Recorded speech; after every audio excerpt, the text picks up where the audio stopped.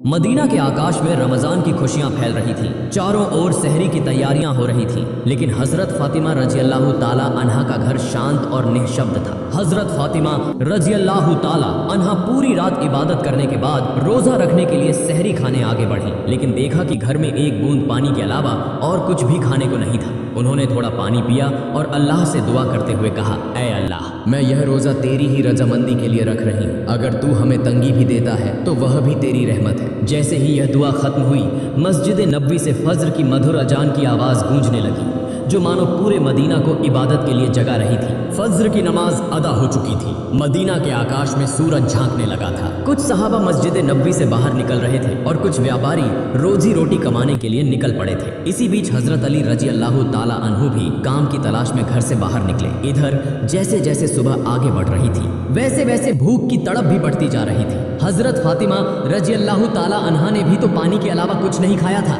फिर भी वे घर के कोने में बैठकर अल्लाह की इबादत कर रही थी। इसी समय छोटे हसन और हुसैन रजी अल्लाह ताला अन्हु धीरे धीरे अपनी माँ फातिमा के पास आए और मासूम आवाज में बोले, अम्मा जान, हमें बहुत भूख लगी है, हमें कुछ खाने को दो, अब तो भूख सहन नहीं हो रही। यह सुनकर हजरत फातिमा रजी अल्लाह ताला अन्हा की आंखों के कोनों में आंसू आ गए। दिल कराह उठा, लेकिन वे कुछ कह नहीं सकी। फिर भी अपने बच्चों के सामने मुस्कुराकर बोली, बेटा, यह दुनिया तो बस एक इम्तिहान है, थोड़ा सब्र करो, इंशाअल्लाह तुम्हारे अब्बा जान कुछ खाना लेकर आएंगे। यह सुनकर छोटे हसन और हुसैन रजी अल्लाह ताला अन्हु खुश होकर वहां से चले गए, लेकिन वे भी इफ्तार का इंतजार कर रहे थे। हजरत फातिमा को भी बहुत तेज भूख लग रही थी, सिर हल्का झंझना रहा था। तब उन्होंने अल्लाह से दुआ की, अल्लाह, तू ही हमारा रिज्क देने वाला है, ऐ अल्लाह, हमें रिज्क अता फरमा, हमारे बच्चों को तकलीफ सहने की ताकत दे, ऐ अल्लाह, हमारे ईमान को मजबूत रख। इस कठिन परीक्षा के बावजूद उनके दिल में न कोई शिकायत थी, न कोई मायूसी था, तो बस सब्र और अल्लाह पर तवक्कुल। इधर हजरत अली रजी अल्लाह ताला अन्हु को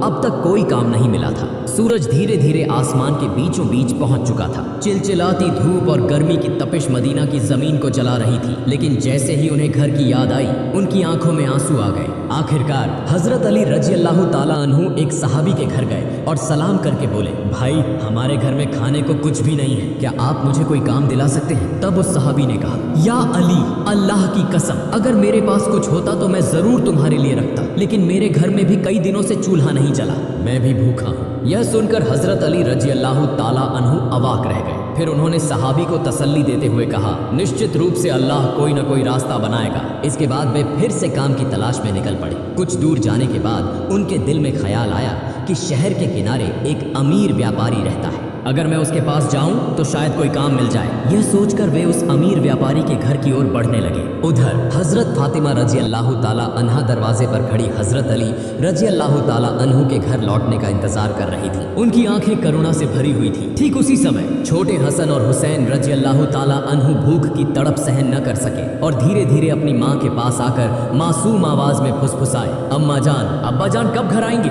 यह सुनकर हजरत फातिमा रजी अल्लाह ताला अन्हा का दिल दर्द से भर उठा। उनकी आंखों में आंसू चमकने लगे, लेकिन फिर भी उन्होंने अपने बच्चों को दिलासा देते हुए कहा, बेटा, थोड़ा सब्र करो, यकीनन अल्लाह हमारी मदद करेगा। इधर हजरत अली रजी अल्लाह ताला अन्हु उस अमीर व्यापारी के घर पहुंचे और सलाम करके बोले, भाई, क्या आपके पास कोई काम है? मैं काम करना चाहता हूँ। वह अमीर व्यापारी कुछ देर चुप रहा, फिर बोला, हाँ, मेरे खजूर के बाग में कुछ काम है, तुम वहाँ कुछ घंटे काम कर सकते हो, लेकिन मेरी एक शर्त है, मैं तुम्हें मजदूरी के बदले पैसे नहीं दे सकता, लेकिन मैं तुम्हें कुछ खजूर दे सकता हूँ। हजरत अली रजी अल्लाह ताला अन्हु को अपने घर की भूख और मुश्किलों का ख्याल आया, जिससे उनका दिल कांप उठा और आंखों में आंसू आ गए। उन्होंने तुरंत इस काम को करने के लिए हामी भर दी। इसके बाद हजरत अली रजी अल्लाह ताला अन्हु खजूर के बाग में काम करने लगे। मालिक के आदेशानुसार उन्होंने सारा काम अकेले पूरा कर दिया। इस तरह कई घंटे बिना रुके कड़ी मेहनत करने के बाद वे उस अमीर व्यापारी के पास गए और कहा, मैंने आपके आदेश के अनुसार सारा काम पूरा कर दिया,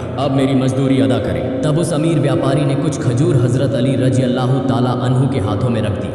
खजूर पाकर वे बहुत खुश हुए और तुरंत अल्लाह का शुक्र अदा करते हुए बोले, ऐ अल्लाह, तू ही हमारा रिज्क देने वाला है, अगर तू हमें आजमाना चाहता है तो हम सब्र करेंगे, लेकिन हमारे ईमान को मजबूत रख। यह कहते हुए वे तेजी से घर की ओर रवाना हो गए। इधर जब हजरत अली रजी अल्लाह ताला अन्हु घर के करीब पहुंचे, तब मदीना का आकाश गहरे लाल रंग में रंग चुका था।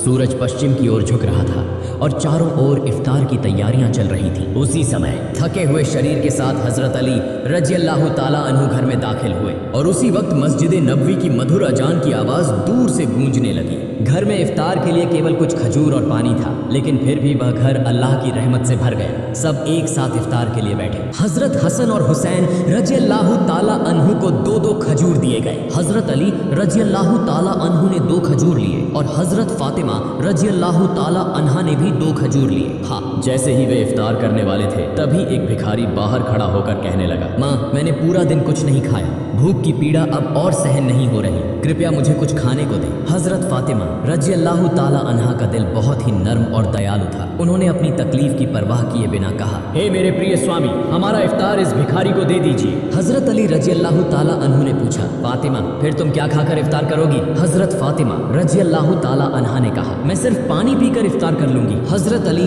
रजी अल्लाह ताला अन्हु यह सुनकर स्तब्ध रह गए, लेकिन कुछ नहीं बोले। उन्होंने इफ्तार का सारा खाना उस भिखारी को दे दिया और दुआ की, ए अल्लाह, ए मेरे रब, हमारे इस त्याग को तू कबूल कर ले। अगले दिन रोजा रखने के लिए हजरत फातिमा रजी अल्लाह ताला अन्हा ने केवल पानी पिया। फिर सुबह के वक्त हजरत अली रजी अल्लाह ताला अन्हु कुछ आटा इकट्ठा करके घर लाए। हजरत फातिमा रजी अल्लाह ताला अन्हा ने उस आटे से कुछ रोटियां बनाई।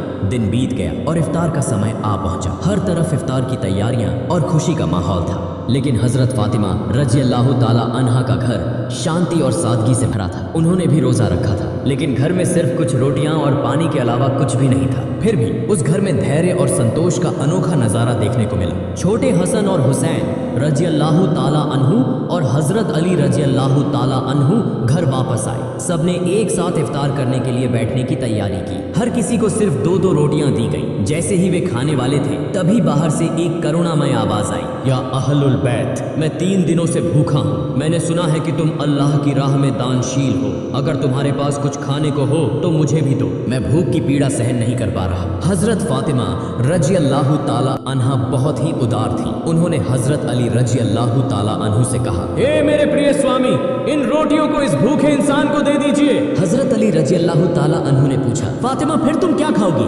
हजरत फातिमा रजी अल्लाह ताला अन्हा ने उत्तर दिया, अगर मुझे भूख लगती है तो वह भी तो भूख की तकलीफ में तड़प रहा है। हम इस दुनिया के सुख के लिए पैदा नहीं हुए। यह सुनकर हजरत अली रजी अल्लाह ताला अन्हु ने अपने हाथों से इफ्तार की सारी रोटियां उस भूखे इंसान को दे दी। हमारा तो केवल एक ही उद्देश्य है, अल्लाह की संतुष्टि प्राप्त करना। तब हजरत अली रजी अल्लाह ताला अन्हु ने देखा कि माँ फातिमा के हाथ में सिर्फ पानी के अलावा कुछ भी नहीं है। फिर उन्होंने वह रोटियां उस फकीर को दे दी और मन ही मन कहने लगे, हे फातिमा, क्या तुम जानती हो कि तुम कैसी परीक्षा दे रही हो? खुद भूखी रहकर दूसरों को खाना खिला रही हो। निश्चय ही अल्लाह तुम्हारे इस दान को कबूल करेगा।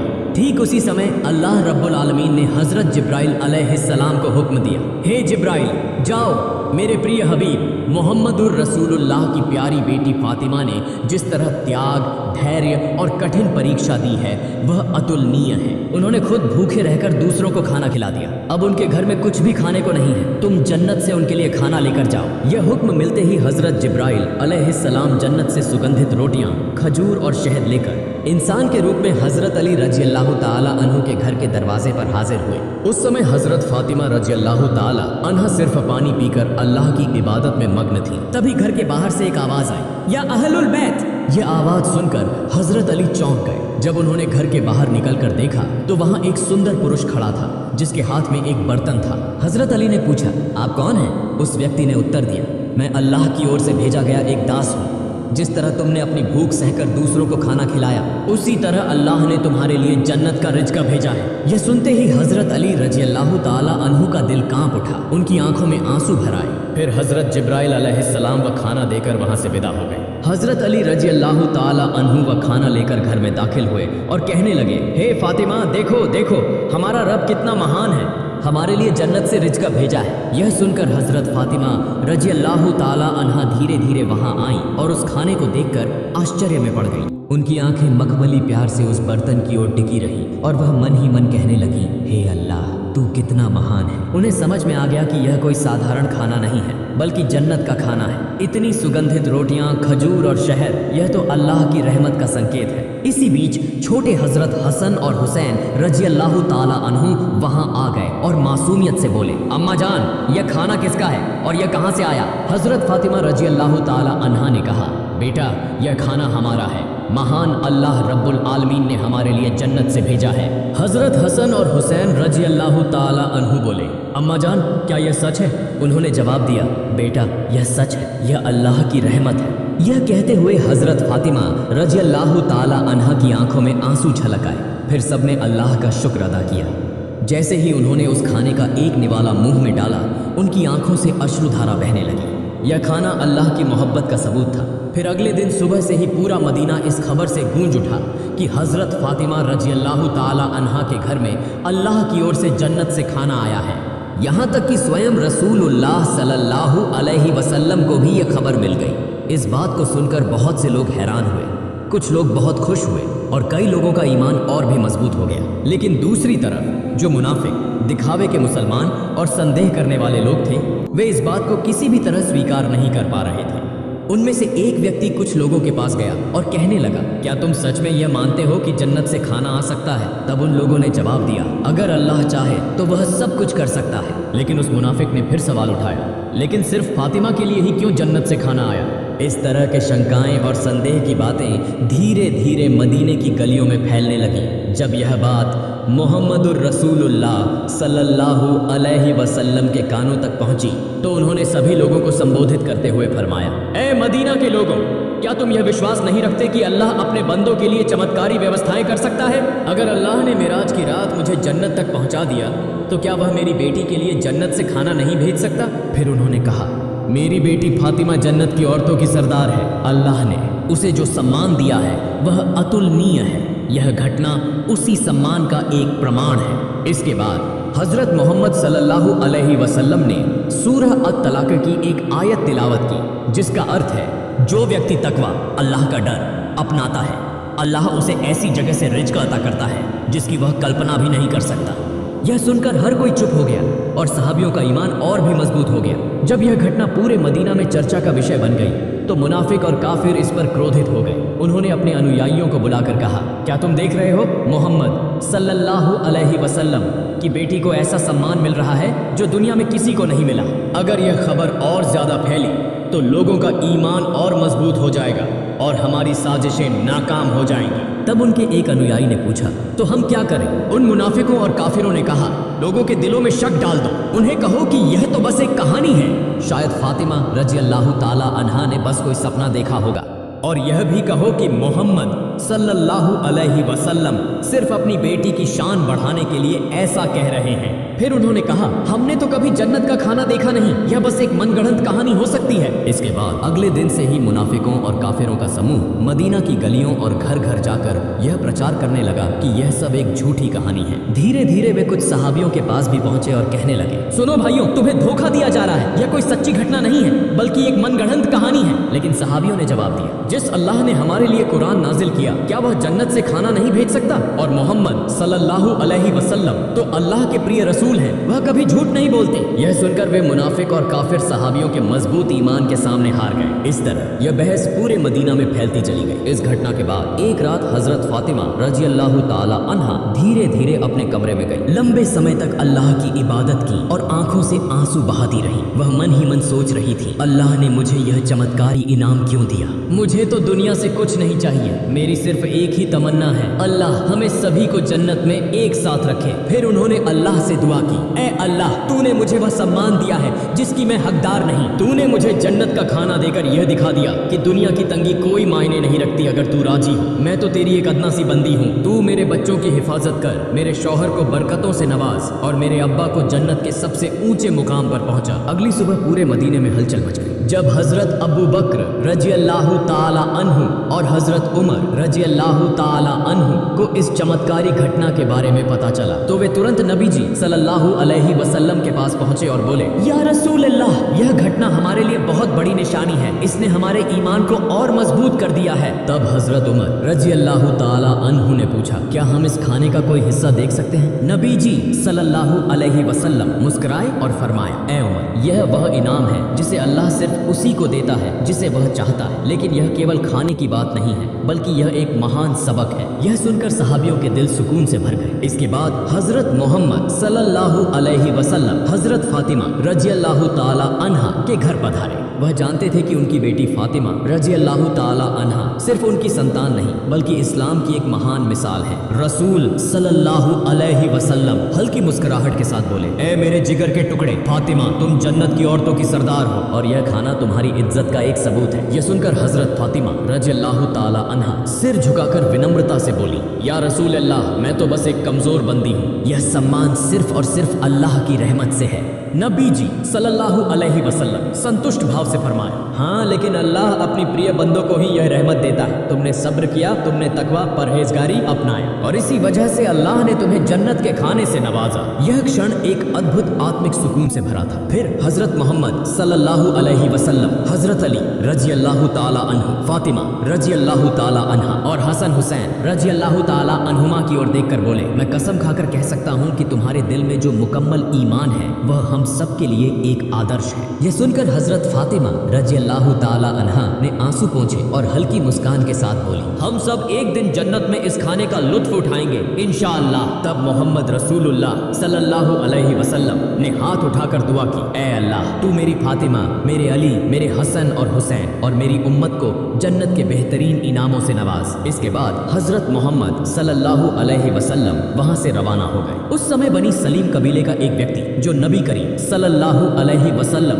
का बड़ा दुश्मन था, अकेले ही नबी जी सल्लल्लाहु अलैहि वसल्लम के घर के पास आकर चिल्लाने लगा, ए मोहम्मद, बाहर आओ, जब तक मैं तुम्हारा गला नहीं काट दूंगा मेरा हाथ शांत नहीं होगा। वह इस तरह की अमानवीय बातें कहता जा रहा था। यह देखकर हजरत उमर फारूक रजी अल्लाह ताला अन्हु और कुछ अन्य सहाबा बहुत गुस्सा हो गए। हजरत उमर रजी अल्लाह ताला अन्हु कहा, या रसूल अल्लाह, अगर आप इजाजत दें तो मैं इस शैतान को तलवार से 2 टुकड़ों में काट दूं। तब नबी करीम सल्लल्लाहु अलैहि वसल्लम घर से बाहर आए और सहाबियों से फरमाया, सावधान, तुम लोग इसे कुछ मत कहो, यह बेचारा तो जानता ही नहीं कि अल्लाह कौन है, उसके नबी कौन है और इस्लाम क्या है। जब इसे इन चीजों की समझ आ जाएगी तो यह ऐसी बातें कभी नहीं करेगा। फिर रसूलुल्लाह सल्लल्लाहु अलैहि वसल्लम धीरे धीरे उस व्यक्ति के पास गए और बहुत ही नरमी से मीठी आवाज में बोले, तुम मुझसे इतना नाराज क्यों हो? ये आसमान या जमीन या इंसान और या पूरी दुनिया, इन सबका एक ही खालिक है, मैं तो बस उसी की बात करता हूँ। मैं सिर्फ लोगों को उसी एक अल्लाह पर ईमान लाने की दावत देता हूँ। अल्लाह से डरो